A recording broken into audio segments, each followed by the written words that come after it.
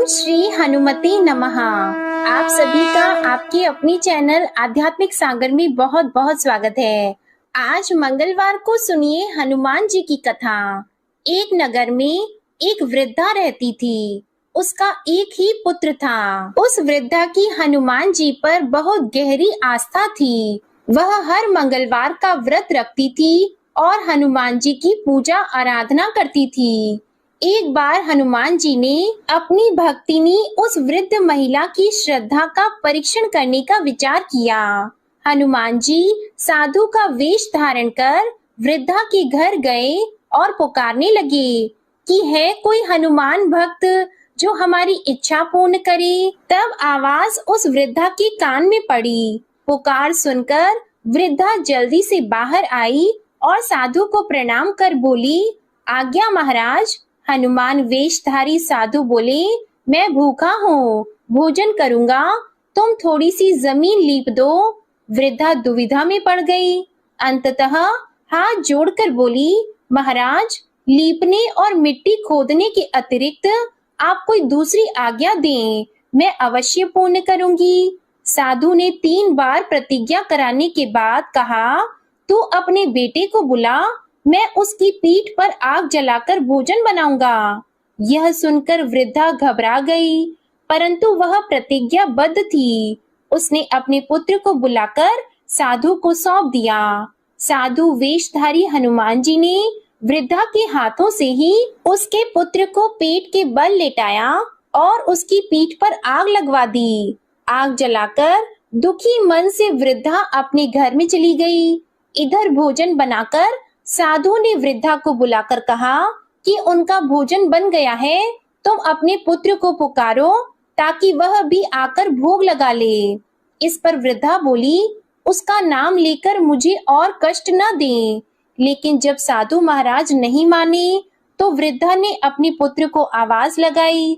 वह अपनी माँ के पास आ गया और अपने पुत्र को जीवित देखकर वृद्धा को बहुत आश्चर्य हुआ।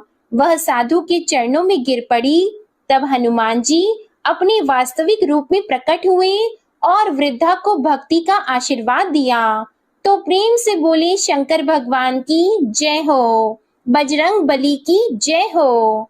आइए सुनते हैं मंगलवार व्रत की पौराणिक कथा। एक बार नैमिषारण्य तीर्थ में 80,000 मुनि एकत्र होकर पुराणों के ज्ञाता श्री सूत जी से पूछने लगे, हे महामुनि, आपने हमें अनेक पुराणों की कथा सुनाई है। अब कृपा करके हमें ऐसा व्रत और कथा बताएं जिसके करने से संतान की प्राप्ति हो तथा मनुष्यों को रोग, शोक, अग्नि, सर्व दुख आदि का भय दूर हो, क्योंकि कलयुग में सभी जीवों की आयु बहुत कम है।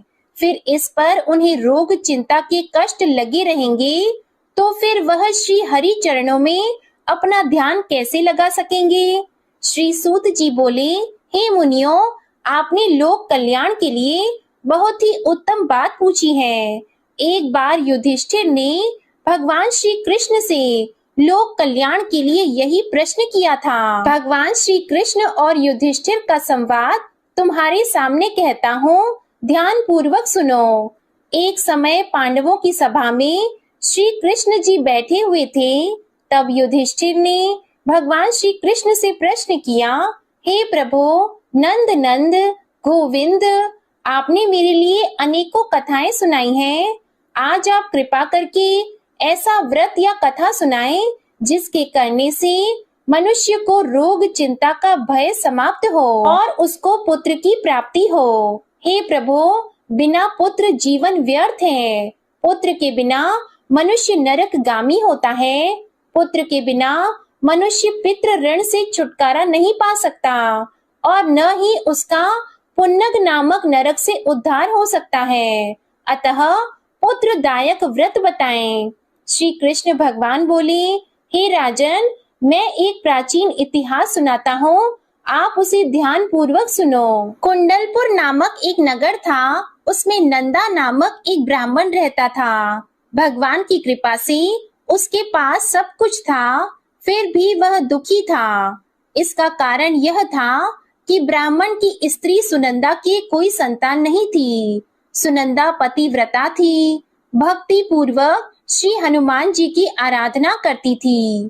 मंगलवार के दिन व्रत करके अंत में भोजन बनाकर हनुमान जी की आराधना करती थी। मंगलवार के दिन व्रत करके अंत में भोजन बनाकर हनुमान जी को भोग लगाने के बाद स्वयं भोजन करती थी। एक बार मंगलवार के दिन ब्राह्मणी गृह कार्य की अधिकता के कारण हनुमान जी को भोग नहीं लगा सकी, तो इस पर उसे बहुत ही दुख हुआ।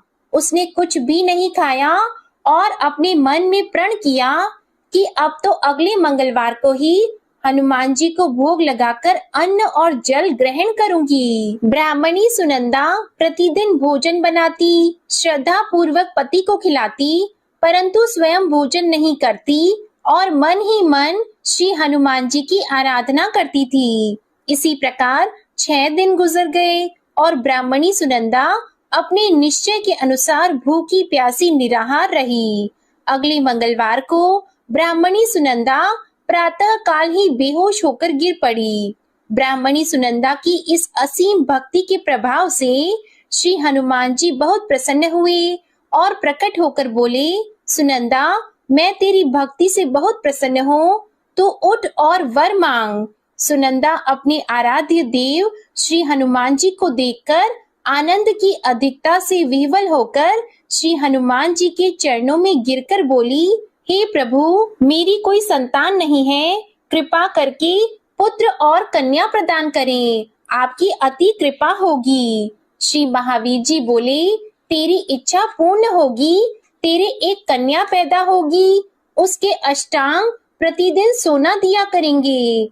इस प्रकार कहकर श्री महावीर जी अंतर्ध्यान हो गए। ब्राह्मणी सुनंदा बहुत हर्षित हुई और समाचार अपने पति से कहा। ब्राह्मण देव कन्या का वरदान सुनकर कुछ दुखी हुए, परंतु सोना मिलने की बात सुनी तो बहुत प्रसन्न हुए। उन्होंने विचार किया कि ऐसी कन्या के साथ मेरी निर्धनता भी समाप्त हो जाएगी। श्री हनुमान जी की कृपा से वह ब्राह्मणी गर्भवती हुई और 10वें महीने में उसे बहुत ही सुंदर पुत्री प्राप्त हुई। यह बच्ची अपने पिता के घर में ठीक उसी तरह से बढ़ने लगी जिस प्रकार शुक्ल पक्ष का चंद्रमा बढ़ता है। 10वें दिन ब्राह्मण ने उस बालिका का नामकरण संस्कार कराया। उसके कुल पुरोहित ने उस बालिका का नाम रत्नावली रखा, क्योंकि यह कन्या सोना प्रदान किया करती थी। इस कन्या ने पूर्व जन्म में बड़े ही विधान से मंगल देव का व्रत किया था। रत्नावली का अष्टांग बहुत सा सोना देता था। उस सोने से नंदा ब्राह्मण बहुत ही धनवान हो गया। अब ब्राह्मणी सुनंदा भी बहुत अभिमान करने लगी थी। समय बीतता रहा। अब रत्नावली 10 वर्ष की हो चुकी थी।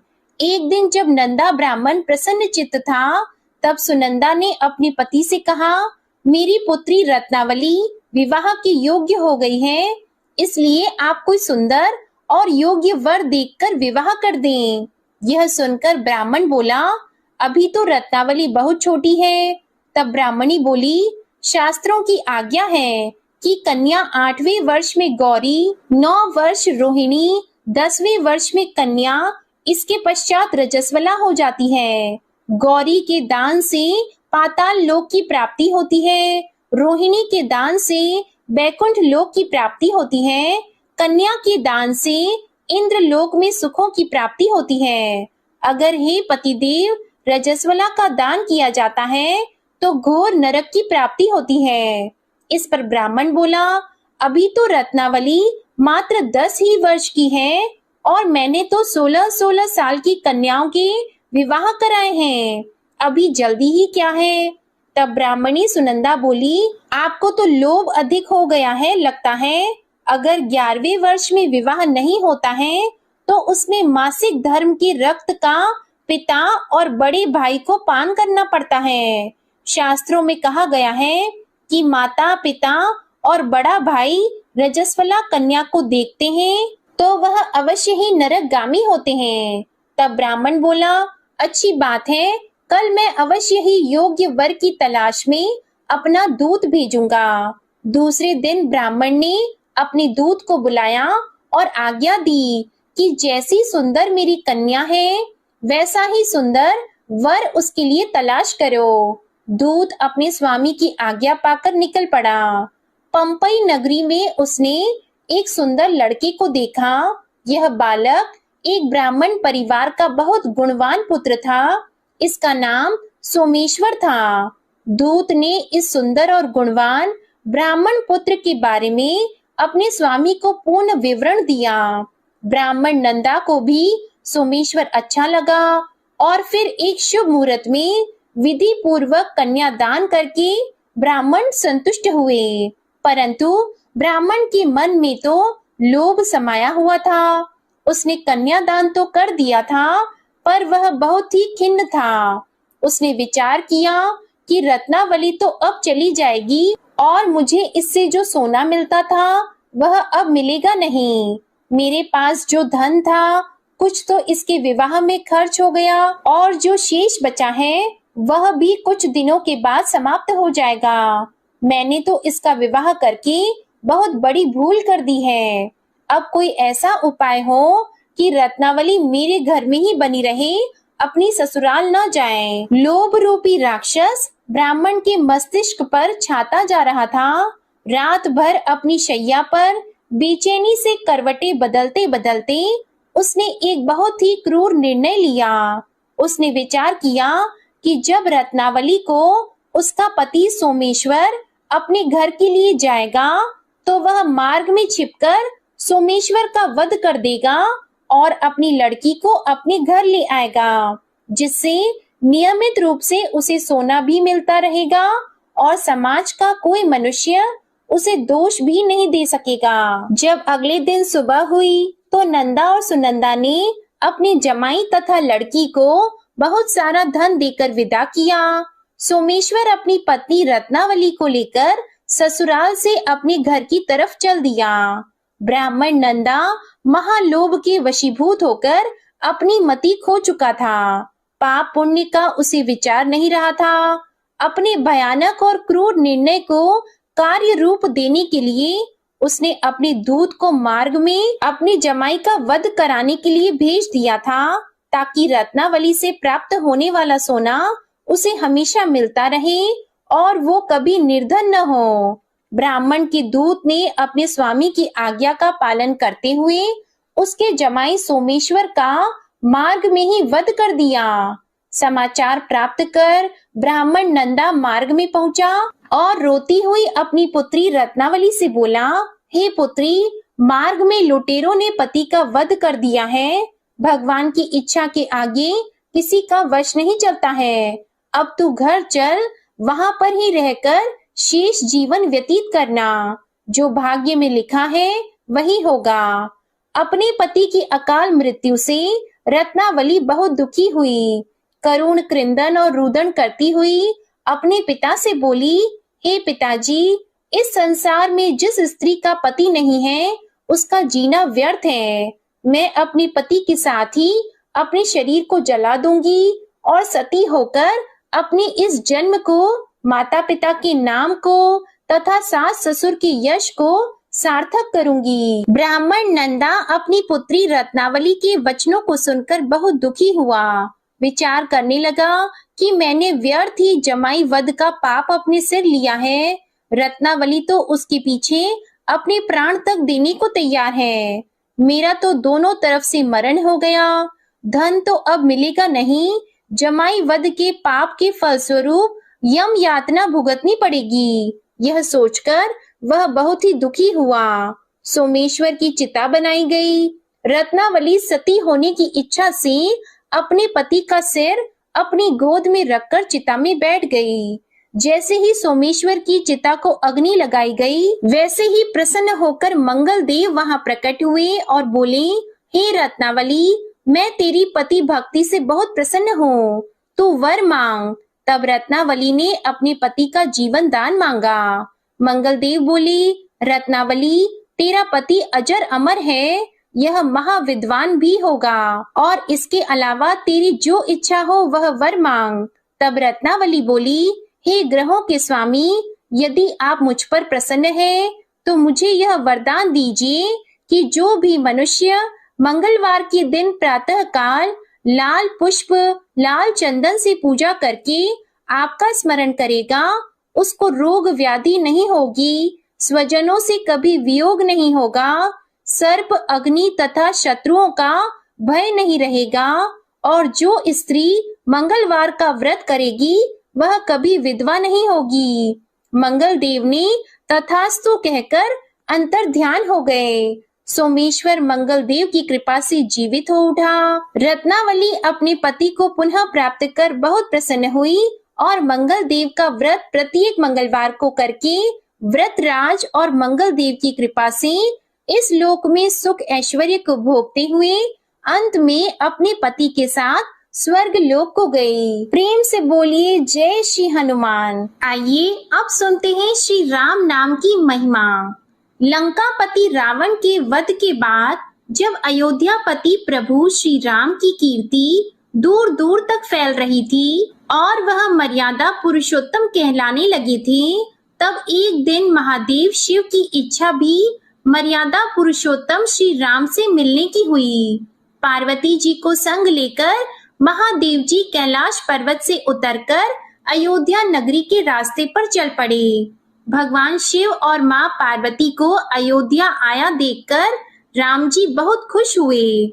माता जानकी ने उनका उचित आदर सत्कार किया और स्वयं भोजन बनाने के लिए रसोई में चली गई। इस बीच भगवान शिव ने श्री राम जी से पूछा, आपके सेवक हनुमान जी दिखाई नहीं दे रहे हैं। तब श्री राम बोले, वे बगीचे में हैं। शिव जी ने श्री राम जी से बगीचे में जाने की अनुमति मांगी और पार्वती जी का हाथ थामकर बगीचे में आ गए। बगीचे की खूबसूरती देखकर उनका मन मोहित हो गया। आम के एक घने वृक्ष के नीचे हनुमान जी दीन दुनिया से बेखबर गहरी नींद में सोए हुए थे और एक लय में खर्राटों से राम नाम की ध्वनि उठ रही थी। चकित होकर शिवजी और माता पार्वती एक दूसरे की ओर देखने लगे। माता पार्वती मुस्कुरा उठी और वृक्ष की डालियों की ओर इशारा किया। राम नाम सुनकर पेड़ की डालियां भी झूमने लगी थी और इनके बीच से भी राम नाम उच्चारित हो रहा था। शिवजी इस राम नाम की धुन में मस्त मगन होकर खुद भी राम राम कहकर नाचने लगे। माता पार्वती जी ने भी अपने पति का अनुसरण किया और अपने कोमल पैर थिरकाने लगी। शिवजी और माता पार्वती जी के नृत्य से ऐसी झनकार उठी कि स्वर्ग लोक के देवता गण भी आकर्षित होकर बगीचे में आ गए और राम नाम की धुन में सभी मस्त हो गए। माता जानकी भोजन तैयार करके प्रतीक्षा कर रही थी, परंतु संध्या घिरने पर भी अतिथि नहीं पधारे। तब अपने देवर लक्ष्मण जी को बगीचे में भेजा। लक्ष्मण जी तो स्वयं को श्री राम का सेवक ही मानते थे, इसलिए बगीचे में आकर जब उन्होंने धरती पर स्वर्ग का नजारा देखा तो स्वयं भी राम नाम की धुन में झूम उठे। महल में माता जानकी जी परेशान हो रही थी कि अभी तक भोजन ग्रहण करने कोई भी क्यों नहीं आया। उन्होंने श्री राम जी से कहा, भोजन ठंडा हो रहा है, चलिए हम ही जाकर बगीचे में से सभी को ले आएं। तब जब राम जी बगीचे में गए तो वहां राम नाम की धूम मची हुई थी। हनुमान जी गहरी नींद में सोए हुए थे और उनके खर्राटों से अभी तक राम नाम ही निकल रहा था। श्री राम भाव विह्वल हो उठे। राम जी ने हनुमान जी को नींद से जगाया और प्रेम से उनकी तरफ निहारने लगे। हनुमान जी प्रभु को आया देखकर शीघ्रता से उठकर खड़े हो गए। नृत्य की सभा भंग हो गई। शिवजी खुले कंठ से हनुमान जी की राम भक्ति की सराहना करने लगे। हनुमान जी सकुचाए लेकिन मन ही मन खुश हो रहे थे। श्री सिया राम ने भोजन करने का आग्रह भगवान शिवजी से किया। सभी लोग महल में भोजन करने के लिए चल पड़े। माता जानकी जी भोजन परोसने लगी। हनुमान जी को भी श्री राम जी ने पंक्ति में बैठने का आदेश दिया। हनुमान जी बैठ तो गए, परंतु आदत ऐसी थी कि राम जी के भोजन परोसने के उपरांत ही सभी लोग भोजन करते थे। आज श्री राम के आदेश से पहले भोजन करना पड़ रहा था। माता जानकी हनुमान जी को भोजन परोसती जा रही थी, परंतु हनुमान जी का पेट ही नहीं भर रहा था।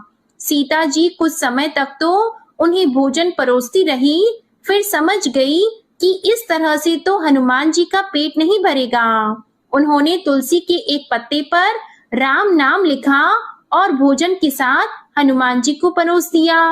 तुलसी पत्र खाते ही हनुमान जी को संतुष्टि मिली और वह भोजन खाकर उठकर खड़े हो गए। भगवान शिव शंकर ने प्रसन्न होकर हनुमान जी को आशीर्वाद दिया कि आपकी राम भक्ति युगों युगों तक याद की जाएगी और आप संकट मोचन के नाम से जाने जाएंगे। आइए अब सुनते हैं राम नाम की महिमा की दूसरी कहानी। महादेव जी को एक बार बिना कारण के किसी को प्रणाम करते देखकर पार्वती जी ने पूछा, आप किसको प्रणाम करते रहते हैं? तब शिव जी ने अपनी धर्म पत्नी पार्वती जी से कहा कि हे देवी, जो व्यक्ति एक बार राम कहता है उसे मैं 3 बार प्रणाम करता हूँ। पार्वती जी ने एक बार शिव जी से पूछा, आप शमशान में क्यों जाते हैं और ये चिता की भस्म शरीर पर क्यों लगाते हैं? उसी समय शिव जी पार्वती जी को शमशान ले गए। वहां एक शव अंतिम संस्कार के लिए लाया गया। लोग राम नाम सत्य है कहते हुए शव को ला रहे थे। शिव जी ने कहा कि देखो पार्वती, इस शमशान की ओर जब लोग आते हैं तो राम नाम का स्मरण करते हुए आते हैं और इस शव के निमित्त से कई लोगों के मुख से मेरा अति प्रिय दिव्य राम नाम निकलता है। उसी को सुनने मैं शमशान में आता हूँ और इतने लोगों के मुख से राम नाम का जप करवाने में निमित्त बनने वाले इस शव का मैं सम्मान करता हूँ, प्रणाम करता हूँ और अग्नि में जलने के बाद उसकी भस्म को अपने शरीर पर लगा लेता हूँ। राम नाम बुलवाने वाले के प्रति मुझे इतना प्रेम है। एक बार शिव जी कैलाश पर पहुंचे और पार्वती जी से भोजन मांगा। तब पार्वती जी विष्णु सहस्त्र नाम का पाठ कर रही थी। पार्वती जी ने कहा, अभी पाठ पूरा नहीं हुआ है, कृपया थोड़ी देर प्रतीक्षा कीजिए। तब शिव जी ने कहा कि इसमें तो समय और श्रम दोनों लगेंगे। संत लोग जिस तरह से सहस्त्र नाम को छोटा कर लेते हैं और नित्य जपते हैं, वैसा उपाय कर लो। तो पार्वती जी ने पूछा कि वो उपाय कैसे करते हैं, मैं सुनना चाहती हूँ। तो शिव जी ने बताया, केवल एक बार राम कह लो, तुम्हें सहस्त्र नाम भगवान के 1000 नाम लेने का फल मिल जाएगा। एक राम नाम 1000 दिव्य नामों के समान है। तब पार्वती जी ने वैसा ही किया। भगवान बोले, श्री राम राम रामेति रमे रामे मनोरमे सहस्त्र नाम तततुल्यम राम नाम वरानने। यह राम नाम सभी आपदाओं को हरने वाला, सभी संपदाओं को देने वाला दाता है, सारे संसार को विश्राम या शांति प्रदान करने वाला है। इसलिए मैं इसे बार बार प्रणाम करता हूँ। भव सागर की सभी समस्याओं और दुखों के बीजों को भूंज के रख देने वाला, समूल नष्ट कर देने वाला, सुख संपत्तियों को अर्जित करने वाला, यमदूतों को खदेड़ने वाला केवल राम नाम का जप है। इसलिए प्रयास पूर्वक स्वयं भी राम नाम जपते रहना चाहिए और दूसरों को भी प्रेरित करके राम नाम जपना चाहिए। इससे अपना और दूसरों का तुरंत कल्याण हो जाता है। यही सबसे सुलभ और अचूक उपाय है। इसलिए हमारे देश में प्रणाम राम राम कहकर किया जाता है। आइए अब सुनते हैं बिल्व वृक्ष की महिमा। एक बार नारद जी ने भोलेनाथ जी की स्तुति करके पूछा कि प्रभु, आपको प्रसन्न करने के लिए सबसे उत्तम और सुलभ साधन क्या है? हे त्रिलोकीनाथ, आप तो निर्विकार और निष्काम हैं। आप सहज ही प्रसन्न हो जाते हैं। फिर भी मेरे जानने की इच्छा है कि आपको क्या प्रिय है। तब शिव जी बोले, नारद जी, वैसे तो मुझे भक्त के भाव सबसे प्रिय हैं, फिर भी आपने पूछा है तो मैं बताता हूँ। मुझे जल के साथ साथ बिल्व पत्र बहुत प्रिय हैं। जो अखंड बिल्व पत्र मुझे श्रद्धा से अर्पित करते हैं, मैं उन्हें अपने लोक में स्थान देता हूँ। नारद जी भगवान शंकर और माता पार्वती की वंदना करके अपने लोक को चले गए। उनके जाने के पश्चात पार्वती जी ने शिव जी से पूछा कि हे प्रभु, मेरी ये जानने की बड़ी तीव्र इच्छा हो रही है कि आपको बेल पत्र इतने प्रिय क्यों हैं? कृपा करके मेरी जिज्ञासा को शांत कीजिए। तब शिव जी बोले, हे शिवे, बिल्व के पत्ते मेरी जटा के समान हैं। उसका त्रिपत्र यानी 3 पत्ते ऋग्वेद, यजुर्वेद और सामवेद हैं। शाखाएं समस्त शास्त्र का स्वरूप है। बिल्व वृक्ष को आप पृथ्वी का कल्प वृक्ष समझें, जो ब्रह्मा, विष्णु और शिव स्वरूप हैं। हे पार्वती, स्वयं महालक्ष्मी जी ने शैल पर्वत पर बिल्व वृक्ष रूप में जन्म लिया था। इस कारण भी बेल का वृक्ष मेरे लिए अति प्रिय है। महालक्ष्मी जी ने बिल्व का रूप धरा, ये सुनकर पार्वती जी कौतूहल में पड़ गईं और पार्वती जी कौतूहल से उपजी जिज्ञासा को रोक न पाईं। उन्होंने पूछा, देवी लक्ष्मी ने आखिर बिल्व वृक्ष का रूप क्यों लिया? आप ये कथा विस्तार से कहें। तब भोलेनाथ ने देवी पार्वती जी को कथा सुनाना आरंभ किया। हे देवी, सतयुग में ज्योति रूप में मेरे अंश का रामेश्वर लिंग था। ब्रह्मा आदि देवों ने उसका विधिवत पूजन अर्चन किया था। इसका परिणाम ये हुआ कि मेरे अनुग्रह से वाणी देवी सबकी प्रिय हो गई। वे भगवान विष्णु को सतत प्रिय हो गई। मेरे प्रभाव से भगवान केशव के मन में वाग देवी के लिए जितनी प्रीति उत्पन्न हुई, वह स्वयं लक्ष्मी जी को नहीं भाई। लक्ष्मी देवी का श्री हरि के प्रति मन में कुछ दुराव पैदा हो गया। वह चिंतित और रुष्ट होकर चुपचाप परम उत्तम श्री शैल पर्वत पर चली गईं। वहां उन्होंने तप करने का निश्चय किया और उत्तम स्थान का चयन करने लगी। महालक्ष्मी ने उत्तम स्थान का निश्चय करके मेरे लिंग विग्रह की उग्र तपस्या प्रारंभ की। उनकी तपस्या कठोरतम होती जा रही थी। हे परमेश्वरी, कुछ समय के बाद महालक्ष्मी जी ने मेरे लिंग विग्रह से थोड़ा ऊर्ध्व में एक वृक्ष का रूप धारण कर लिया। अपने पत्तों और पुष्प द्वारा निरंतर मेरा पूजन करने लगी। इस तरह महालक्ष्मी जी ने लाखों वर्षों तक घोर आराधना की। अंततः उन्हें मेरा अनुग्रह प्राप्त हुआ। मैं वहां प्रकट हुआ और देवी से इस घोर तप की आकांक्षा पूछकर वर देने को तैयार हुआ।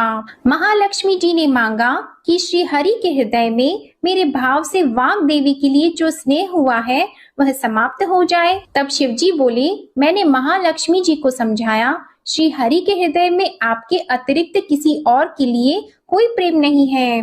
वाग देवी के प्रति उनका प्रेम नहीं अपितु श्रद्धा है। यह सुनकर लक्ष्मी जी प्रसन्न हो गईं और पुनः श्री विष्णु के हृदय में स्थित होकर निरंतर उनके साथ विहार करने लगी। हे पार्वती, महालक्ष्मी के हृदय का एक बड़ा विकार इस प्रकार दूर हो गया। इस कारण हरिप्रिया उसी वृक्ष रूप में सर्वदा अतिशय भक्ति से भरकर यत्न पूर्वक मेरी पूजा करने लगी। हे पार्वती, इसी कारण विश्व का वृक्ष, उसके पत्ते, फल, फूल आदि मुझे बहुत प्रिय हैं। मैं निर्जन स्थान में बिल्व वृक्ष का आश्रय लेकर रहता हूँ। बेल वृक्ष को सदा सर्व तीर्थ में एवं सर्व देवमय मानना चाहिए। बिल्व पत्र, बिल्व फूल, बिल्व वृक्ष अथवा बिल्व काष्ठ के चंदन से जो मेरा पूजन करता है वह भक्त मेरा अति प्रिय है। बिल्व वृक्ष को शिव के समान ही समझो। वह मेरा शरीर है जो बिल्व पर चंदन से मेरा नाम अंकित करके मुझे अर्पण करता है। मैं उसे सभी पापों से मुक्त करके अपने लोक में स्थान देता हूँ। हे देवी, उस व्यक्ति को स्वयं लक्ष्मी जी भी नमस्कार करती है जो मेरा पूजन करते हैं। जो बिल्व मूल में प्राण छोड़ता है उसको रुद्र देह प्राप्त होता है और ऐसे मनुष्य पर सदैव ही माता लक्ष्मी की कृपा रहती है और साथ ही साथ भगवान नारायण की कृपा भी उन पर सदैव बनी रहती है। प्रेम से बोलिए भगवान शिव और माता पार्वती की जय। आइए अब सुनते हैं मंगलवार को सुनी जाने वाली मंगला गौरी माता की पौराणिक कथा। कुरु देश में श्रुत कीर्ति नामक एक विद्वान, कीर्तिशाली, शत्रुओं का नाश करने वाला, 64 कलाओं का ज्ञाता तथा धनुर्विद्या में कुशल राजा हुआ था। पुत्र के अलावा अन्य सभी शुभ चीजें उस राजा के पास थी। इसलिए वह राजा संतान के विषय में अत्यंत चिंतित हुआ और जब ध्यान पूर्वक देवी की आराधना करने लगा, तब उसकी कठोर तपस्या से देवी प्रसन्न हो गई और उससे यह वचन बोली कि हे सुव्रत, वर मांगो। तब श्रुतकीर्ति बोला, हे देवी, यदि आप मुझ पर प्रसन्न हो तो मुझे सुंदर पुत्र दीजिए। हे देवी, आपकी कृपा से अन्य किसी भी वस्तु का अभाव नहीं है। तब उसका यह वचन सुनकर पवित्र मुस्कान वाली देवी ने कहा, राजन, तुमने अत्यंत दुर्लभ वर मांगा है, फिर भी कृपावश मैं तुम्हें अवश्य दूंगी। किंतु हे राजन, सुनिए, यदि परम गुण पुत्र चाहते हो तो वह केवल 16 वर्ष तक जीवित रहेगा, और यदि रूप तथा विद्या से पुत्र चाहते हो तो दीर्घ जीवी होगा। देवी का यह वचन सुनकर राजा चिंतित हो उठा और पुनः अपनी पत्नी से परामर्श करके उसने गुणवान तथा सभी शुभ लक्षणों से संपन्न 16 वर्ष की आयु वाला पुत्र मांगा। तब देवी ने भक्ति संपन्न राजा से कहा, हे नृपनंदन, मेरे मंदिर के द्वार पर आम का वृक्ष है, उसका एक फल लाकर मेरी आज्ञा से अपनी पत्नी को उसे भक्षण हेतु प्रदान करो, जिससे वह शीघ्र ही गर्भ धारण करेगी, इसमें संदेह नहीं है। प्रसन्न होकर राजा ने वैसा ही किया और उसकी पत्नी ने गर्भ धारण कर लिया। 10वें महीने में उसने देवतुल्य सुंदर पुत्र को जन्म दिया। तब हर्ष तथा शोक से युक्त राजा ने बालक का जात कर्म आदि संस्कार किया और शिव का स्मरण करते हुए उसका नाम चिरायु रखा। इसके बाद पुत्र के 16 वर्ष के होने पर पत्नी सहित राजा चिंता में पड़ गए और वे विचार करने लगे कि यह पुत्र बड़े कष्ट से प्राप्त हुआ है और मैं इसकी दुखद मृत्यु अपने ही सामने कैसे देख सकूंगा। ऐसा विचार करके राजा ने पुत्र को उसके मामा के साथ काशी भेज दिया। प्रस्थान के समय राजा की पत्नी ने अपने भाई से कहा कि आप मेरे पुत्र को काशी ले जाइए। मैंने भगवान मृत्युंजय से पूर्व में पुत्र के लिए प्रार्थना की थी और कहा था कि हे विश्वेश, आप जगतपति की यात्रा के लिए मैं उस पुत्र को अवश्य भेजूंगी। अतः आप मेरे पुत्र को आज ही ले जाइए और सावधानी पूर्वक इसकी रक्षा कीजिएगा। अपनी बहन की यह बात सुनकर भांजे के साथ वह चल पड़ा। कई दिनों तक चलते चलते वह आनंद नामक नगर में पहुंचा।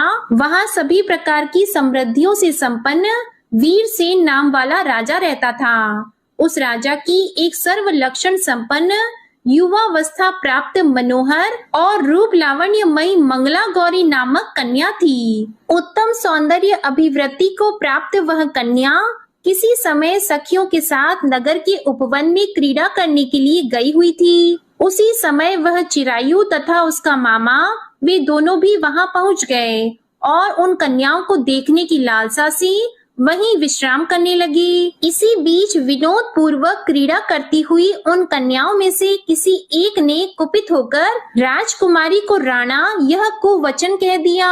तब उस अशुभ वचन को सुनकर राजकुमारी ने कहा कि तुम अनुचित बातें क्यों बोल रही हो? मेरे कुल में तो इस प्रकार की कोई नहीं है। मंगला गौरी की कृपा से तथा उनके व्रत के प्रभाव से विवाह के समय जिसके सर पर मेरे हाथ से अक्षत पड़ेंगे, हे सखी, वह यदि अल्प आयु वाला भी होगा तो भी चिरंजीवी हो जाएगा। इसके बाद वे सभी कन्याएं अपने अपने घर चली गईं। उसी दिन राजकुमारी का विवाह था। बालिक देश के दृढ़धर्मा नामक राजा के सुकेत नाम वाले पुत्र के साथ उसका विवाह निश्चित किया गया था। वह सुकेत विद्याहीन, कुरूप तथा बहरा था। तब सुकेत के साथ आए हुए उन लोगों ने विचार किया कि इस समय कोई दूसरा श्रेष्ठ वर ले जाना चाहिए और विवाह संपन्न हो जाने के बाद वहां सुकेत पहुंच जाए। तो उन लोगों ने चिरायु के मामा के पास जाकर याचना की कि आप इस बालक को हमें दे दीजिए, जिससे हमारा कार्य सिद्ध हो जाए। इस पृथ्वी पर परोपकार के समान दूसरा कोई धर्म नहीं है। तब उनकी बात सुनकर चिरायु का मामा मन ही मन बहुत प्रसन्न हुआ, क्योंकि इसने उपवन में पहले ही कन्या मंगला गौरी की बात सुन ली थी। फिर भी उसने एक बार कहा कि आप लोग इसे किस लिए मांग रहे हैं? कार्य की सिद्धि हेतु वस्त्र, अलंकार आदि मांगे जाते हैं, वर तो कहीं भी नहीं मांगा जाता। तथापि आप लोगों का सम्मान रखने के लिए मैं इसे दे रहा हूँ। इसके बाद चिरायु को वहां ले जाकर उन लोगों ने विवाह संपन्न कराया। सप्तपदी आदि के हो जाने पर रात्रि में शिव पार्वती की प्रतिमा के समक्ष उस चिरायु ने हर्ष युक्त होकर मंगला गौरी के साथ शयन किया। उसी दिन चिरायु के 16 वर्ष पूर्ण हो चुके थे और अर्धरात्रि में साक्षात काल सर्प रूप में वहां आ गया। इसी बीच संयोगवश राजकुमारी जाग गई। उसने उस महासर्प को वहां देखा और वह भय से व्याकुल होकर कांपने लगी। तभी उस कन्या ने धैर्य धारण किया, 16 उपचारों से सर्प की पूजा की और पीने के लिए उसे दूध दे दिया। उसने दीनता भरी वाणी में उस सर्प की प्रार्थना की और स्तुति की। मंगला गौरी प्रार्थना करने लगी कि मैं उत्तम व्रत को करूंगी जिससे मेरे पति जीवित रहें। यह जिस तरह से चिरकाल तक जीवित रहें, आप वैसा कीजिए। इतने में सर्प वहां स्थित एक कमंडल में प्रवेश कर गया और उस मंगला गौरी ने अपनी कंचुकी से उस कमंडल का मुंह बांध दिया। इसी बीच उसका पति अंगड़ाई लेकर जाग गया और अपनी पत्नी से बोला, हे प्रिये, मुझे भूख लगी है। तब वह अपनी माता के पास जाकर खीर, लड्डू आदि ले आई और उसके द्वारा दिए भोज्य पदार्थ को उसने प्रसन्न मन होकर खाया। भोजन के बाद हाथ धोते समय उसके हाथ से अंगूठी गिर पड़ी। तांबूल खाकर वह पुनः सो गया। उसके बाद मंगला गौरी कमंडल को फेंकने के लिए जाने लगी। विधि की कैसी गति है कि उस कमंडल में से बाहर की ओर जगमग करती हुई हार कांति को देखकर वह आश्चर्यचकित हो गई। घट में स्थित उस हार को उसने अपने कंठ में धारण कर लिया। इसके बाद कुछ रात शेष रहते ही चिरायु का मामा आकर उसे ले गया। इसके बाद वर पक्ष के लोग सुकेत को वहां ले आए। उसे देखकर मंगला गौरी ने कहा कि यह मेरा पति नहीं है। तब उन सभी ने उससे कहा कि हे शुभे, तुम यह क्या बोल रही हो? यहाँ तुम्हारा कोई परिचायक हो तो उसे हम लोगों को बताओ। मंगला गौरी बोली, जिसने रात में 9 रत्नों से बनी अंगूठी दी है, उसकी अंगुली में इसे डालकर परिचायक निशानी देख ले। मेरे पति ने रात्रि में मुझे जो हार दिया था, उसके रत्नों का समुदाय कैसा है, उस बात को ये बताएं। ये तो कोई अन्य ही है। इसके अलावा रात में परस्पर भाषण तथा भोजन आदि जो कुछ किया गया था, उसे भी यह बता दें, तब यह निश्चय ही मेरे पति हैं। इस प्रकार उसका वचन सुनकर सभी ठीक है कहने लगे। किंतु जब एक भी बात ना मिली, तब सभी ने सुकेत को उसका पति होने से निषिद्ध कर दिया और वर पक्ष वाले जिस तरह से आए थे उसी तरह से चले गए। उसके बाद अपने वंश को बढ़ाने वाली महान यश से संपन्न तथा परम मनस्वी मंगला गौरी के पिता ने अन्न पान आदि का सत्र चलाया। उन्होंने वर पक्ष का वृतांत कानों कान सुन लिया कि स्वरूप से कुरूप होने के कारण लोगों के द्वारा किसी अन्य को वर के रूप में आदर पूर्वक लाया गया था। तब उन्होंने अपनी कन्या को पर्दे के भीतर बिठा दिया। उसके बाद 1 वर्ष बीतने पर यात्रा करके चिरायु अपने मामा के साथ यह देखने आया कि विवाह के बाद वहाँ क्या हुआ। तब भीतर से उसे देखकर वह मंगला गौरी अत्यंत प्रसन्न हुई और माता पिता से बोली कि मेरे पति आ गए हैं। तब राजा ने अपने स्वजनों को बुलाकर पूर्व में कहे गए सभी परिचायकों को निशानी को देकर मंद मुस्कान वाली अपनी कन्या चिरायु को सौंप दी। राजा ने शिष्ट जनों को साथ लेकर विवाह का उत्सव कराया। इसके बाद राजा वीरसेन ने वस्त्र, आभूषण आदि, सेना, घोड़े, रथ और अन्य भी बहुत सी सामग्रियां देकर उन्हें विदा किया। उसके बाद कुल को आनंदित करने वाला वह चिरायु पत्नी तथा मामा को साथ लेकर सेना के साथ अपने नगर पहुंचा। लोगों के मुख से उसे आया हुआ सुनकर उसके माता पिता को विश्वास नहीं हुआ। उन्होंने सोचा कि प्रारब्ध अन्यथा कैसे हो सकता है। इतने में वह अपने माता पिता के पास आ गया और स्नेह से परिपूर्ण वह चिरायु भक्ति पूर्वक उनके चरणों में गिर पड़ा। तब अपने पुत्र का मस्तक सूंघकर उन दोनों ने परम आनंद प्राप्त किया। पुत्र वधू मंगला गौरी ने भी सास ससुर को प्रणाम किया।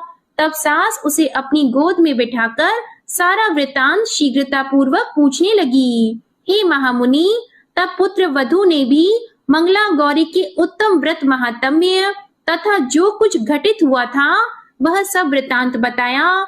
जो कोई भी इसका श्रवण करता है या जो इसे कहता है उसके सभी मनोरथ पूर्ण हो जाते हैं, इसमें संदेह नहीं है। प्रेम से बोलिए मंगला गौरी माता की जय हो। आपको ये मंगलवार व्रत कथा अच्छी लगी हो तो वीडियो को लाइक करिएगा, शेयर करिएगा और चैनल को भी सब्सक्राइब करिएगा। इसी के साथ आज आप हमारे चैनल पर वैशाख मास महात्म्य की कथा को भी जरूर सुनिएगा।